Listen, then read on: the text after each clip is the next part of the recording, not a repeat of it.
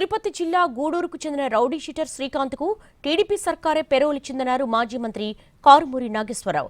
పైగా వైసీపీనే దీనంతటికీ కారణమంటూ ఆరోపణలు చేస్తున్నారని మండిపడ్డారు. వైసీపీ ప్రభుత్వం శ్రీకాంత్కు పెరోల్ ఇవ్వలేదని కారుమూరి నాగేశ్వరరావు స్పష్టం చేశారు. శ్రీకాంత్ అనే ఒక రౌడీ షీటర్కి పెరోల్ ఇచ్చి ఆ పెరోల్ మీద హాస్పిటల్కి తీసుకురావటం, అక్కడ జరిగిన విషయాలన్నీ మీకు తెలుసు.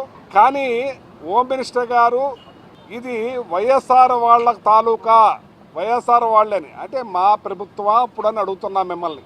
పెరోల్ ఇచ్చింది ఎవరు? ఆ ఫైల్ మీద సంతకం పెట్టి నడిపించింది ఎవరు?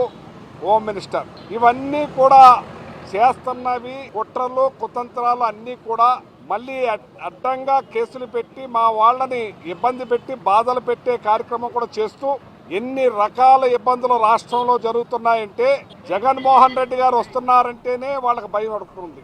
మా టైంలో పెరోల్ ఇచ్చినట్టు మాకు తెలియదు, లేదు. మా టైంలో పెరోల్ లేదు. వాళ్ళ టైంలోనే నడుస్తూ ఉంది. వాళ్ళ టైంలోనే 2 సార్లు